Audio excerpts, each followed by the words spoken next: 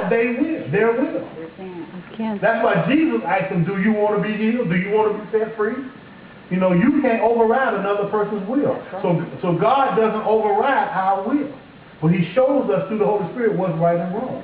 So when we are nudged by the Holy Spirit, he says that if we do what the Holy Spirit tells us to do, he keeps us from evil. He keeps us from sin. But watch this now.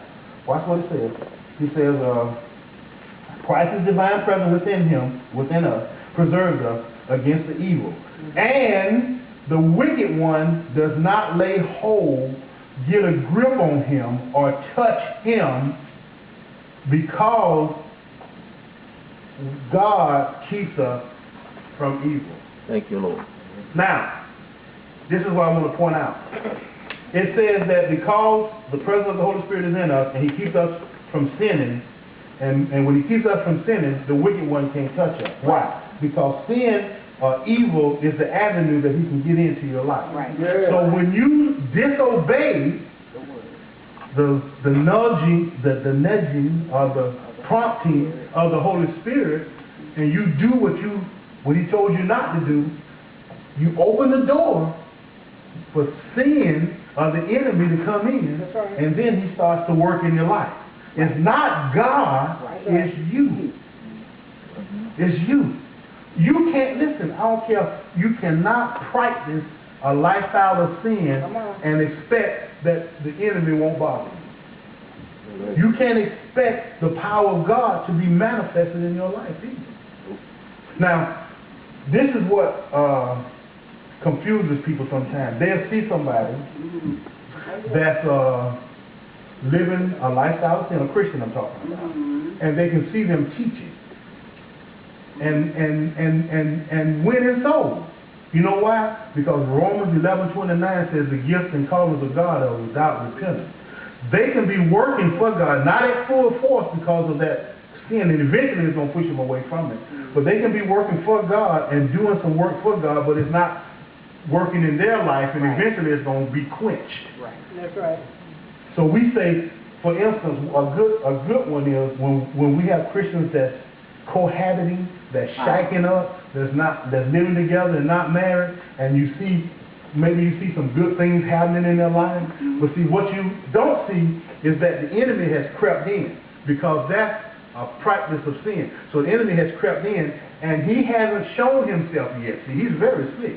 He hasn't shown himself yet. He's trying to get in there and get rooted. Yep. So he's working away. They may be experiencing some difficulties, and they just play it off. But what it is, as the enemy starts to work in there, he's like cancer. He starts to work in there, he spreads, and he wants to get rooted. And then all of a sudden he exposes himself to them. See? And all the time that he was working his way in there, they thought they was okay. They thought what they were doing was okay. Ain't nothing happening. I'm not paying the penalty. You understand? But the enemy was working his way in there. Now he's taking root, and now you're going to start seeing the fruit from that root. You're going to start seeing the fruit of the enemy. And, Brother Chuck said something Sunday that most people probably didn't even pay attention to, but it's very profound. He said, when you are attacked, it's best to come against it before it gets on you. That's right. Because it's harder to get it off than it is to stop it. That's right. So that's the same principle here. Once the enemy gets in, man, you better be strong in your faith to get him off. But evidence of you not being strong in your faith is this lifestyle that you live in. Amen. That's it. You missed that, didn't you? You have to be strong in your faith to get him off, to get him out your life. But evidence that you're not strong in your faith is that you're living or practicing a lifestyle of sin. Yeah. And we like to say, well, I'm under grace. And we're under grace.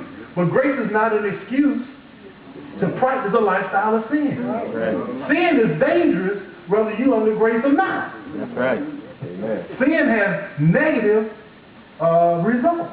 Yeah. And let me show you something about grace. Go to Titus chapter 2, I believe it is, verse 11. Titus. You need some help, Flo. It's right here somewhere. That's a T. Yeah, all the T's are together. Really? Yeah. That's a Bible principle.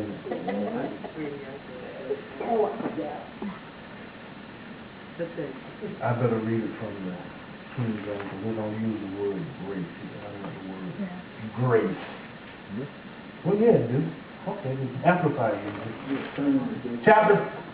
Chapter 2, verse 11 and 12 is what we're going to read. When you get there, say amen. Titus, chapter 2, verse 11 and 12.